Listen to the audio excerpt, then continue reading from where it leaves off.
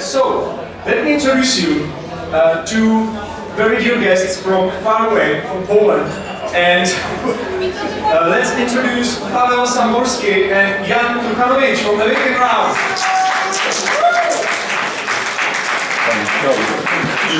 Hello, gentlemen. Hello. Hello. Mic for you and mic for you. Thank you very much. Hello, guys. How was your journey? Not so long, so not so far away, actually. How long was the drive? Like, Poland is a big topic. Like, it can be 4 hours, it can be 8. Yeah, we take 4 hours. We are from Wrocław, so just next to the border. So all Awaken Realms are based in Wrocław? Most of it, we have some external collaborators, so to say, and they are like all over the world. Even like one of our community managers is from US. Chicago, if I remember correctly, so we are international, so to say, but most of the companies are. So you have a headquarters full of tables where you can play desktop games, or is it just plain, boring offices like any other offices? It's a really good one, especially right now. The very next week we are moving the office. Oh. So the old one is full of tables, it's very crowded nowadays, so we are moving to the bit more modern one. The last one was like in the old town, so it was cramped spaces a bit, but it had a lot of atmosphere, you could say that. Yeah, there are your footprints over there, exactly, right? Exactly. We make a new footprints in your new headquarters. Of course. Like you are too big to fit into these small offices, or is there another reasons? Basically, yes. Basically, it's not enough space to place all the desks for all the people who have to work there. After the other departments, then game dev started to share the tables with our games. It's time to begin to. We have to move out. We have to make more space. And maybe there will be some time to move something out of the offices because you have to move it, everything, and you say, okay, let's keep this somewhere else and not bring it into the office. That's one of the things which actually is already happening. We have 2 buildings already. The other one is in another part of the town. And it's used a bit like a magazine of sorts, as a storage area for the games we actually played already. We got what we needed from them, and we don't need them in the main area anymore. So it's you could say they are moved somewhere else. So, Awaken Realms, a huge company. When we talk about board game companies, of course, you are not Adidas or McDonald's, but still in this topic, very huge company. You work as a senior designer, and Jan, both senior designer. Who is more senior? You mean by a year? But in terms of working in company, Janek actually has a lot more experience in board games in total. So what is the specific role of senior designer? Both of you can answer because it's the same role for both. Yeah, basically we have to know the games, and there is a lot of design space for us because when the boss comes to us and says, I would love to see the game which will work like this. We are making the prototype and we are taking the first step how the game should look like, how the key features should have, and this is basically the first part of the design. But we can also... Is there a specific process as I'm used to, that there is a prototype first, there is the outline for the game first, and then the prototype. So nobody will just bring you the prototype. Depends on time, yeah, because we have a lot of prototypes from outside, but also we are trying to make games which we didn't have in our portfolio. So sometimes we have to fit this hole with something new, and we will get some prototypes from this. But also we are working on our own because we are working on Awaken Realms full time. So this is also our job, yeah, to invent something.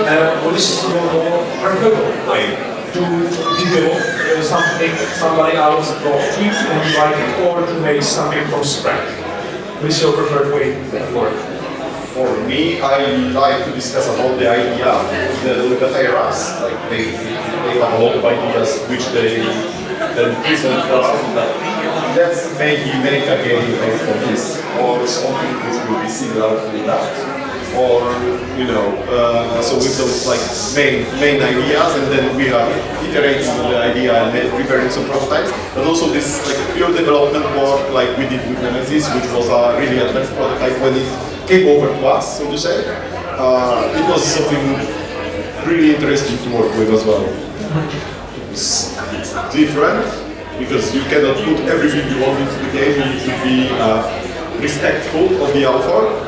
But on the other hand, it's really good to have some constraints in the design, because otherwise you can sometimes go a bit too far.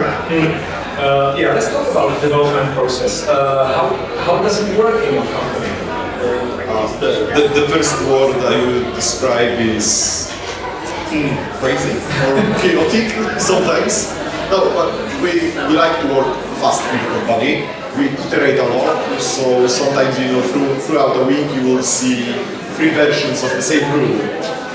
Remade, redone, replayed. When back in the day, a long time ago, when we were like 3 people in development, we used to play 2 or 3 games per day. So with small changes here and there, so sometimes Adam was coming over, seeing the game and just holding his head, asking us what we did to his child. On the other hand, we try to at least have some structure to it. So we split the development into a few different parts. So there is a part which happens before the campaign, the crowdfunding campaign, because we mostly oriented on this point as a major one for us. And then there is this development which happens after that. So after the campaign, we need to know what's the game about, what we like about the game, what we can change based on the feedback from we gather from the campaign. And then the part after the campaign is not so flexible. We can change quite a bit. We did that in a few different titles, but there are more time constraints for that, so we don't get too much free reign in what we want to do. And then there is also this like last run to the finish line where you design and develop less, and there is more of like briefing, artwork, guiding layouts, what they need to change, and a lot of blind testing happening there. When we talk about the testing and developing as well, do you use online tools more than the physical tools and printing out and cutting out the prototypes, or how is it split? It depends on the stage of the prototype, because there are some tools which are quite good to use to make a balance of the game. Then you have to take as much games as you can to make the reliable scores, and then you can decide how to correct the game. But we prefer to play on the table, because after there were some cases when we was playing during the pandemic, and we played a lot of on tabletop simulator, and there was some issues about the game was never on the table. It's, for example, it wasn't a problem, but maybe, for example, it won't fit on the table. Yeah, because it was never placed on the table. Yeah. So it depends on the stage. There is a quite different. Also, in the beginning, there is a lot of time for the making prototypes on the tabletop simulator, because you don't have to print cards 4 times per day. Yeah? Per day. Sorry. As an aspiring designer, I see this more and more for me, and I don't really want to print out another page and cut it. especially circles. I hate it. So make a tabletop simulator prototype is so much easier, and I'm trying to do as much as possible for my sanity and for my wife's sanity, so she doesn't see the paper leftovers everywhere. She hates me for it. So yeah, I think it's better for everyone and for the environment as well. Yeah, of course. But you know, updating the prototype is a bit like a meditation. When you see all the stuff you have to, you know, throw away, sometimes you think about why you are throwing it away, so it stays. Yeah. It's also like this, but we also managed to buy ourselves a laser cutter. So the scissors are, you know, not used so much anymore. Sometimes. And also those circles, I would say it's totally better to have than just, you know, being cut. We saw the laser cutter on the TV edition channel, and they also to our boss. In their headquarters, in Check some YouTube. Movie and all this one is good. I've been there to their headquarters. That's amazing. Yeah, they have a gym there. I like it a lot. You have a gym in your headquarters? Not yet. But in next week we'll say. Oh really? Oh yeah, because you carry the boxes, right? Yeah. All right. So 2 more games. One of them is already here. Pawel, you are credited as the author of Starter and author of expansions for Modern Hellas. Of course, we talked about your development, which is the Nemesis. What else have you created? What have you forgotten? It must be a lot of things. So Nowadays I work in Awaken Realms for 9 or 10 years, something like that. So basically, almost every game we did had me working on it at some point. Not many of those newer ones, because the team grown so much that they don't need me everywhere, basically. But it's good because I can now focus on my own games, basically. I was co-authoring ISS Vanguard. It was one of those where the company owner, actually, Martin Świerkot, had the idea. Maybe let's make a game about this huge exploration of the space, a bit like Star Trek, maybe a bit Mass Effect, and it needs to have this booklet with a ship in it. And that was his main idea, and then he told us that, and then we were, you know, doing prototype after prototype after prototype, and he was saying like, okay, this is nice, I don't like this, maybe let's keep that. So that's why the game has like 4 authors credited for it, because every one of us and a lot of people from the dev team as well put something into the game. So that was one of the biggest collaborations. Can I have a question about this? Because there's a lot of work in this huge process. So there are companies who make small boxes, small card games, stuff like that. So I don't see them burning out that much as maybe you can during working on these huge games, huge storybooks and huge components. How do you cope with this a lot of pressure, a lot of work on the same project when you, as you said, like made several iterations and the manager or the designer who wrote with this design says not this, not that. How do you cope with that? You have any strategy how to don't burn out from making these huge boxes? Do you have any strategy? No, look, we have to play games.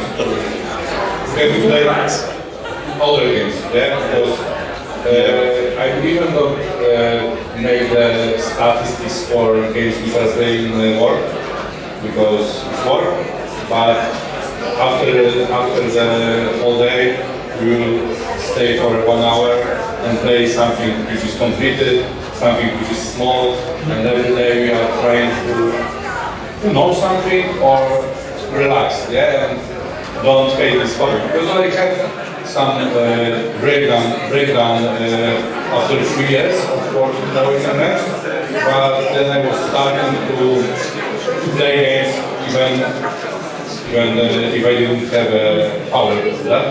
But then I figured out how to do that, and now it's okay. If you are loving games, it's good for you. Yeah, I think not thinking about our work as an actual work helps a bit.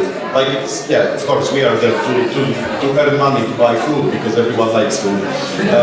But on the other hand, you know, like Janek said, it's a hobby which became more, but in the end it doesn't have to stop being a hobby.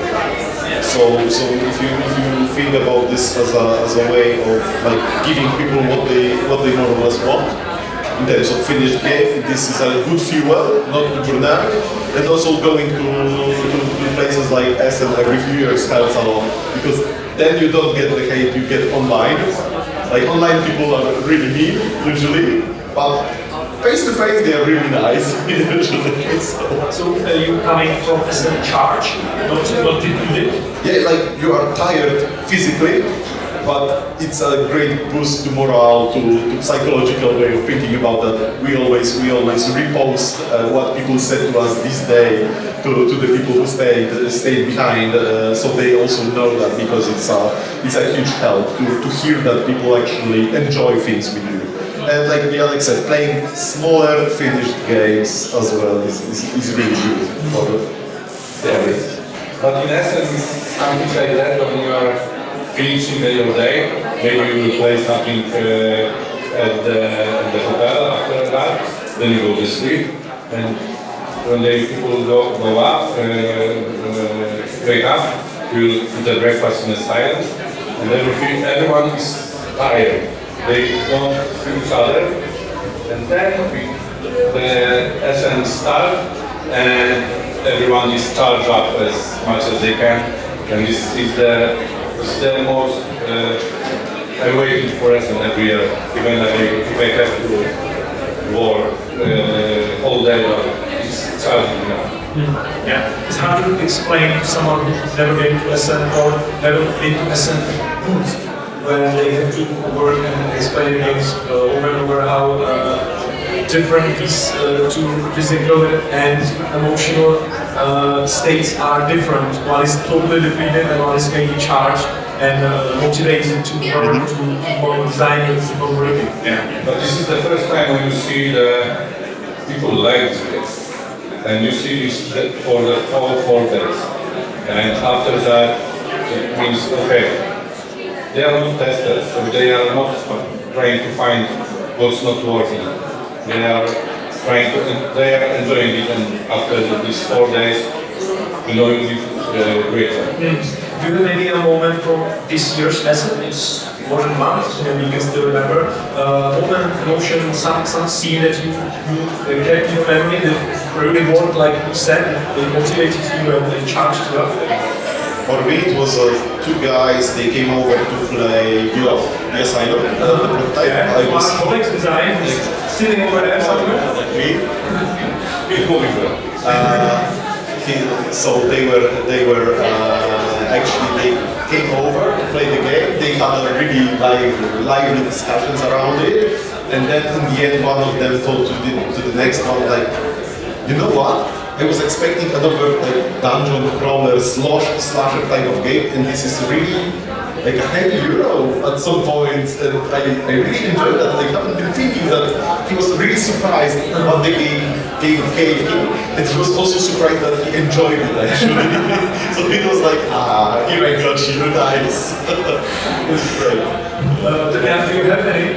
For me, every game for that was perfect experience, because it's some kind of Chronicles, it's some kind of legacy game, but they call it Legacy 2.0. And I can solve with everything, but I know how to fix them, how it will look like. And when I was making some more and more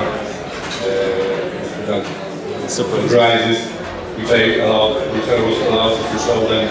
Oh, magnetic box! Oh my God, it's amazing!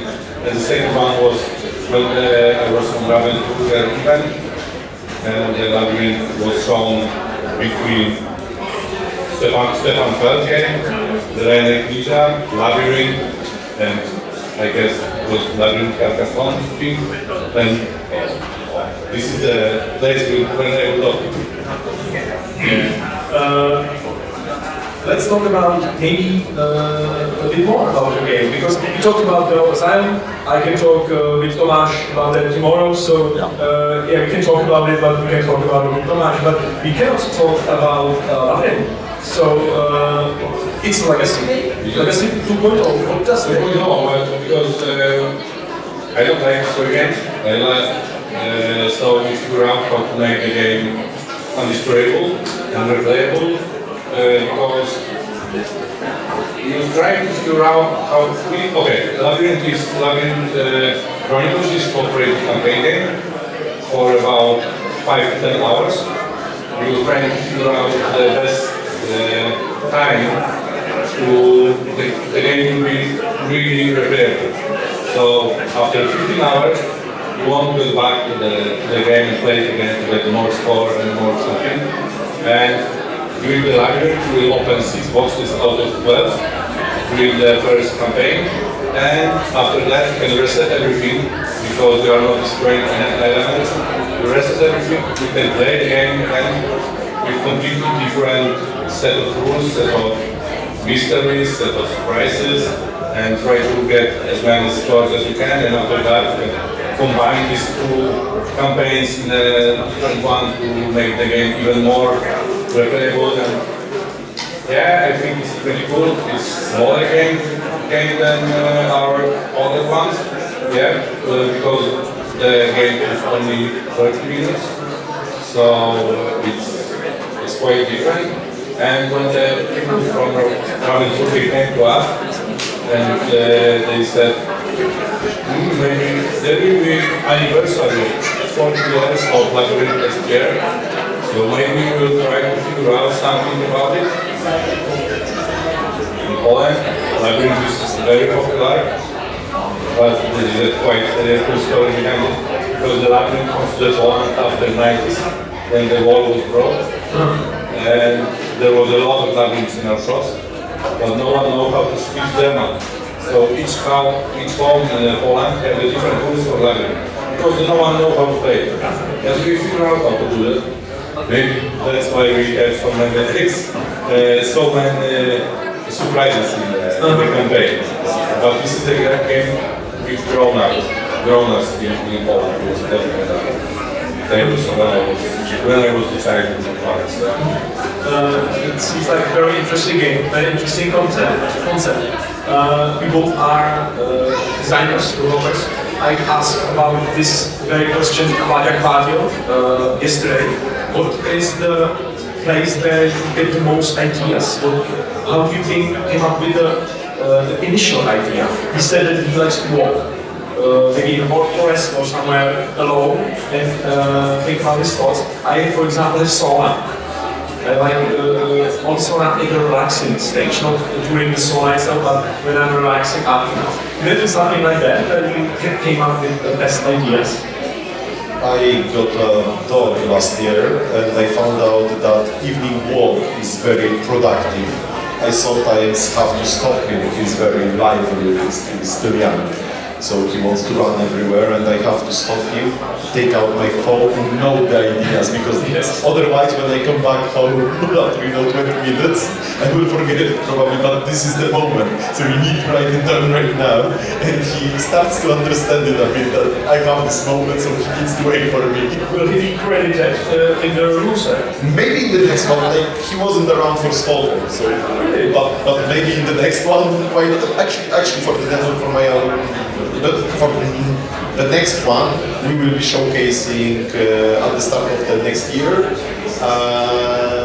I came up with the idea how to remake the combat mechanism during the walk, and it went through a few iterations, but the main idea came up during this walk with a dog moment. What about you, Jan? Do you have any place or activity? Yeah, to be honest, maybe some games come to me when I'm also when I'm working, but most of them came to the bigger names on the table, on the prototype, or maybe when I play other games, I make it, most of the time I'm thinking about the games when I play them. So when we are playing, for example, our next game, which we cannot talk about right now. You cannot or you can? No, I cannot. But we are sitting on the table and we are playing 5-minute game and ideas. fighting game ideas. Fighting game ideas. Then we are. It's my favorite sport. That's great. You don't have to run to the table, you are already at the table when you have the idea. That's perfect. We touched on this topic, but we talked about you moving out to the different bigger headquarters. How many are there? I mean, you raise millions of game fund funding. How many of them are this big company? The game fund is not part of our company. Yeah, I know, but you raise millions there, right? Yeah. Because, but we have boarding department, but also we have digital games department, which was integrated this year. And we have smaller games like prototypes. I think we have about more than 150. I would say the board game part is big above 100, and then there are like 40-50 people between those digital games and finances and stuff like that. More than 100 people work on board games. But there is a lot of office work, yeah, so back office also is involved in the back. The finances are involved in the back, logistics, production, so yeah, so moving the... Not 100 of senior board game designers. Yeah, it would be hard, I guess. And everyone has a different opinion of everything. And one thing to put that into perspective, it's not like we are working on those 4 games you see on the campaign. Like I was working for on my project since last year. Janem for Labyrinth was also some time to work before anyone knew about it, basically. So it's not like 4 or 6 projects, it's more like 12 at the same time for different people in different teams. So there is quite a lot of work to be dealt with. Not all juggling at the same time of projects. You know, it's a worker placement after all. Yeah, we have games. What is the most interesting project you worked on? It doesn't have to be your project. For me, I would say there will be like 3 of those. Yeah. So the first one was Nemesis, because I knew about the game before I started working for Awaken Realms, that there is something like this coming from Rebel. Then no one heard about it for some time, and then one day I'm showing up to work and they are telling me, okay, now you will be working on this, and I look at this, wow, nice. It was a very good learning experience for me, so I got to work with Adam Kapinski on that one, and he taught me a lot. And I'm grateful for that. It was hard sometimes, but it was also nice because I got to put some of my own ideas into the game, also into the expansions. And it was the moment when the company started to grow. So I switched from being just some tester/developer into being a manager for tester development. Then that's around the moment Janek actually came to work with us. So yeah, that was Nemesis because I got to learn a lot. Then Fields, because it was most of the game. The game started pretty ambitious, and it was designed by Michał Oracz with a lot of things thrown into it. A lot of things had to be cut out of it. Sometimes, you see the idea behind it, you see the potential in it, and it was heartbreaking to cut it out. Or sometimes not to cut it out. And also this project took us a lot of its development during COVID times. So it was a challenge on its own, managing a team which was done mostly online. And then the third one is Stalker, because it's the first time we are doing something based on someone else's IP for a long time. And it was something new for the most of the company. And for me it was also very interesting because I got to have my own take on an IP I love, because I grew up on the original video games based on Stalker. So those 3, I would say. For me, the one was, I will take 3 also. So the first one was also the first, because the Warcraft and the Elder was a horror, but it was so much innovative and not, we cannot repeat that because there was, we cannot repeat that this kind of design because it was, as I said, it was a horror, but every tester, developer gets some kind of ideas in the game. You use horror as a genre because basically it was some of the dreams are horror films. Yeah, because there was a lot of ideas from a lot of people, so we have a lot of different games in a single one, and we have our respect to that, and it was really painful for me, I guess, but it was really inspiration for us. Because this was the first time when we had something to design by our own. Everyone with a different things was pretty good. So the making around time is before FPOs and after FPOs, yeah? You could say that. I think you could say that. Yeah, right now we are laughing from that, but then we was crying. The second one is of course Labyrinth, as I said. As Pawel is starter fan, I am Labyrinth fan, so it was a really nice way to work on that and meet the author of the original Labyrinth and made a lot of friends in Ravensburger to figure out how the game works. And the third one is the Flip of Fate, which is our board game from Awaken Realms, which is not, I think, published in Czech, but this was some kind of success because it was a leading game about the gods which are fighting against for the Icelands are relatively controlled games. Yeah. But the main reason why I think it is because it was created on a board game day. So we have 48 hours to make a game with people which we didn't know, and there was some kind of event in Wrocław, and we meet it up and we are trying to, okay, let's make a game. We got the subject, for example, it was mythology, and we got two mechanics, physically and strategy.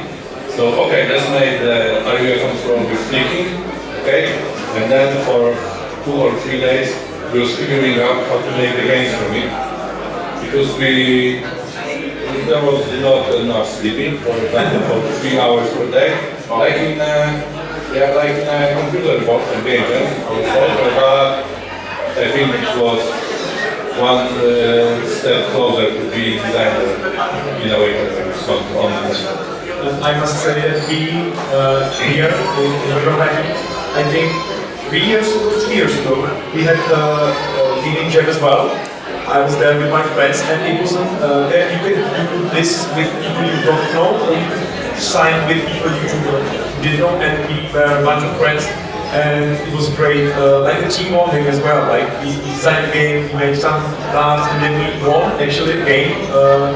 We played orchestra, we chose playing orchestra as a prize, and it's still in our collection that we play sometimes. It's nice cooperative game you can play, so we still have a memory of winning on this jam. So I think these jams work great for this as well, that you meet some people who have fun and maybe you figure out the game that is actually playable and maybe there will be something behind it. Yeah, maybe it's a good start for the beginners, designers, yeah, to figure out how to make a game for today, yeah, because it's not have to work, it's only design, because you don't have ballast, it's not finished product.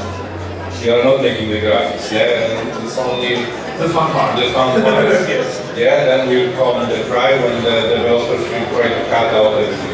Yeah, but too expensive, too heavy. Yeah, too expensive, too heavy, too much cards, or too less cards. No, we know how it's working. Yeah. Right, so we are in Brnohraní, which is the biggest of these Brno conventions. We have, of course, some other in Prague. What about your Polish conventions? Do you visit any? How are they different from this one? Okay, so Janem is visiting a lot, that's for sure.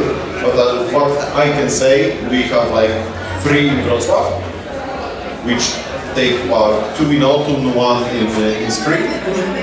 And then basically those 2 in autumn are more like gaming based, and the ones in spring it's like a mixed bag. There are some people, trying to sell you stuff, a lot of people playing, also some cosplay, more fantasy, also some video games as well, so it's a mixed film. And it tries to be the biggest one, so that's only Wrocław, but for the whole country, Janem will be your guy to answer this one. Yeah, I'm moving from convention for about 15 years, because at the beginning I was just going to play some games and to meet some people. Then I was going with some companies in Poland. I was asking, hi, maybe you would love to take some guy to play the games?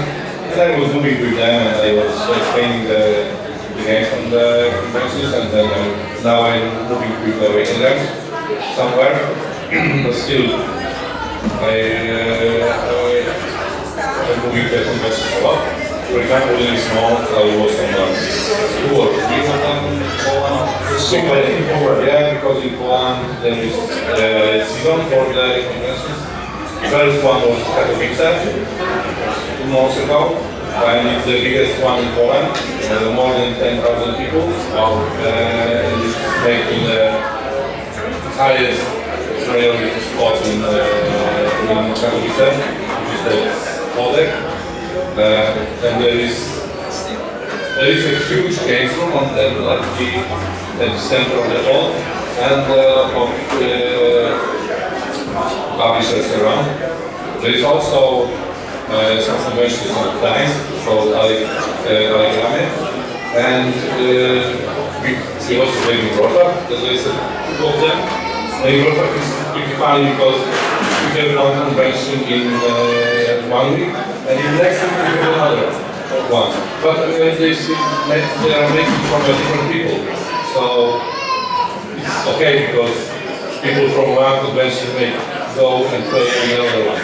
So, and people like working, so they have 2 places to stay. Yeah, I mean, you need to save your voice so you can still talk. It's not easy to do 2 weeks convention. I can design by the whole week, so I can shut my mouth and I will rest them. But this one is quite different, because most of the board games convention in Poland have the huge hall with the tables, and people can borrow the game from the community which are giving the games for the players. And here there is a lot of small places where you can go around. And also this one, the stage over here, which is also there is a lot of tables where people are playing around.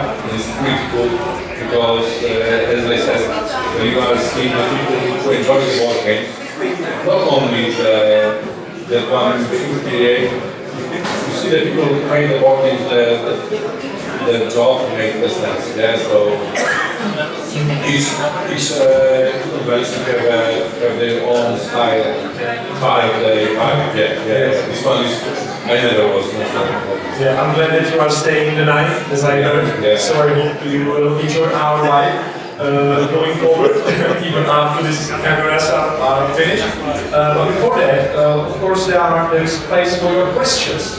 If you have any question for Awaken Realms, now is the time. Maybe it's your once-in-a-lifetime opportunity.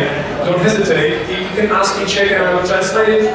So if you want any question, raise your hand. Yeah, maybe you can come over so we hear. Okay. Yeah, it's good. It's good enough. Yeah. So my question is a little bit in general about Awaken Realms, and then more specifically about Stalker. Usually we've seen from Awaken Realms games that are, you print it one time and then you move on to the next title. And with some games it makes sense, like maybe for Tainted Grail, ISS Vanguard, like I don't see like expansions maybe coming on. But specifically for Stalker, I know that not only there is a place, but also there is a big demand for more content for this game. Is there a possibility that it's going to happen? and how come at some point Awaken Realms don't actually take titles that were successful and like do maybe expansions to it? So first of all, if there is any more content for Stalker coming, if you can talk about it. Tomato. I can't. Alright, that was fast. There are small expansions in general for your games, if I heard correctly. Any? Yeah, so when it comes to expansions, it depends. Sometimes we prefer to make like a second edition, but like we do now with Truchanowicz, for example. So the base game was designed with some expansions in mind already. But now what they want to do, they saw what people like, what they don't like, and instead of making it an expansion, so it required this base game, which may or may not be available in your particular country. We prefer to make another standalone, taking the same mechanic, the same world, telling maybe another story, maybe more tailored to what people actually enjoy. So it's, in our opinion, it's better to make like the second one, which is more streamlined than the first one made.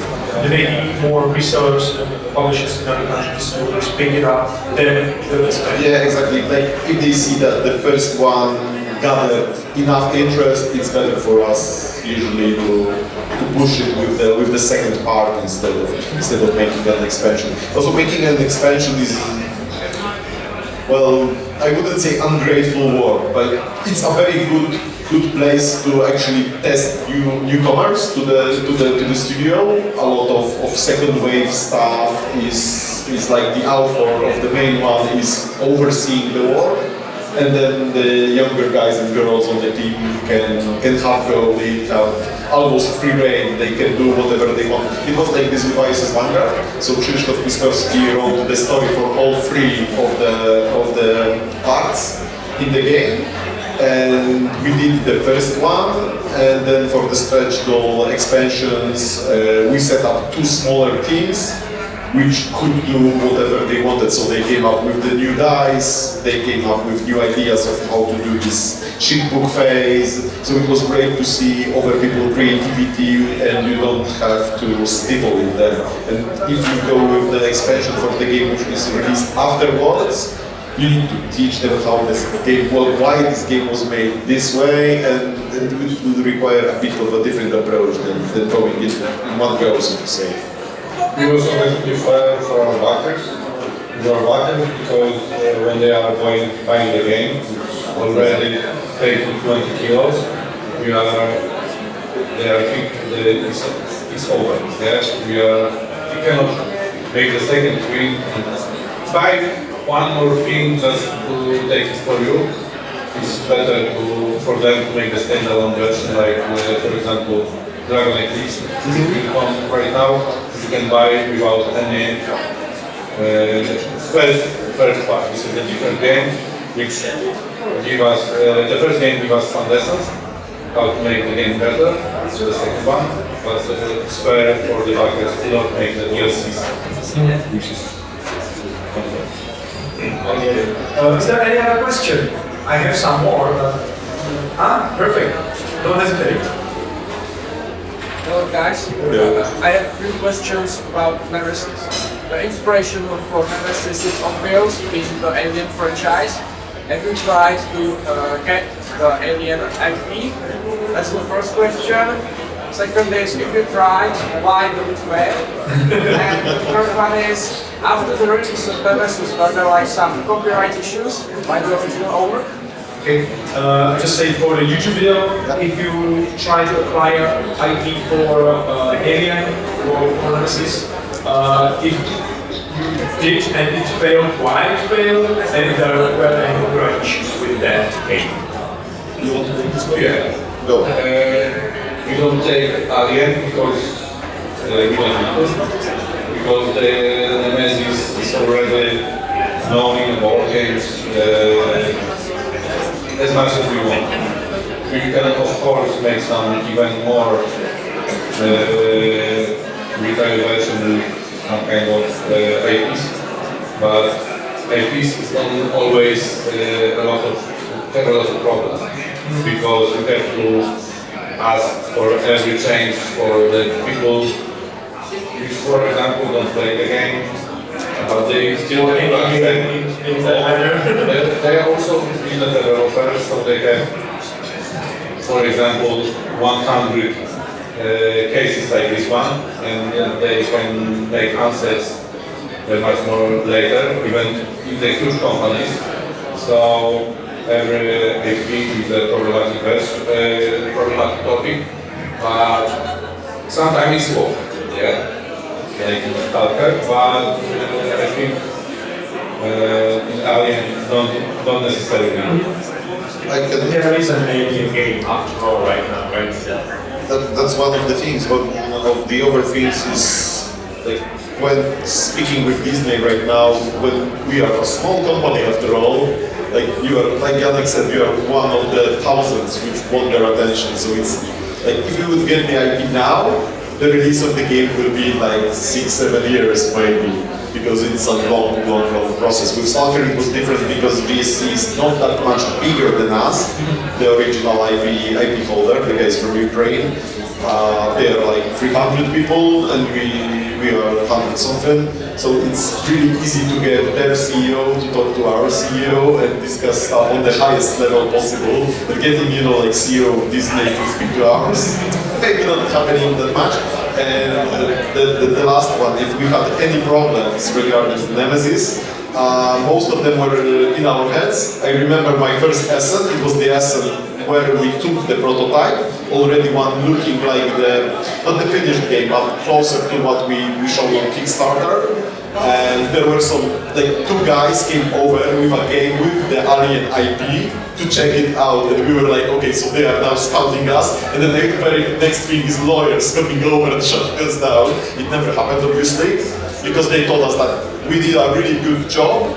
In their opinion, it doesn't infringe on the IP too much. Like, it's obvious what was the main inspiration, we never hide it that much, but on the other hand, they told us that it's different enough. And then when we saw or shown people that we want to make more different types of enemies, like carnivores, monsters, etc., they knew basically that we are not going there only to rip off the xenomorphs, basically. There would be expansions, more content, more enemies if it was IP, right? Yeah. Basically, maybe a predator at some point, but that's it. Yeah. So that's a big advantage. And I love the mushroom kind of. Chytrids, I don't know how to pronounce the name of those. Pandemic Nemesis, yeah. Yeah, I like it a lot. How they work is very different. I remember how we were trying to came up, because they have like those dice, those cubes when they grow up. And when Adam brought over the prototype on TTS, actually, he had a lot of those dice. And then we started counting how many it requires. And it was like the most expensive thing we would ever produce with the original number of those. Just dice. Yeah, and we thought that, yeah, this is a neat idea. Now we need to make it into something people will actually enjoy instead of, just changing dice through the enemy phase, and that's it. Alright, is there any other question? Alright, my question is, and maybe it will be very short answer, maybe you will see it coming. What are you working on at the moment? What can you talk about? What can you share with us? I will give you a spoiler for Janek's project. Will it be a purple or will it be a scene here? Right now we are working on Awaken Realms next, which is our YouTube movie about the games, which will show in next year. So we got Awaken Realms next? Or other next, yes. This is our some kind of event when we are showing the games for the next year. So that's what we are working on. That's something we will be showing in February, sometime in February, and there will be your upcoming project as well. Yeah. Yeah, so there will be mine as well. Janek will have some walls. Mine will have some walls as well. and that's more or less what we can say without breaking any NDAs. So stay tuned for February for a big announcement video on YouTube, right? So from few years, it's always the same when we are making the announcements for the audience. We will stay tuned for sure. And I'm glad that we could have this great talk, and I'm glad that you're staying so we can have more talks later. Times maybe at a bar, maybe not just with me, but anyone else who wants to ask something and is too shy to speak out, which is not necessary. You can still raise your hand and come over, but if you don't want to, it's okay. You can say hot things about our games, we don't mind. If it's in the form of a question, yes. But if not, thank you very much, guys, for this great interview, and I hope you have a great time in Brno, and maybe you will come back again next year. It's the 10th anniversary of this event, so maybe we'll see you again. Maybe we'll talk about these games that we can talk about right now. Yeah. Right. Thank you very much. Thank you very much. Thank you. Thanks.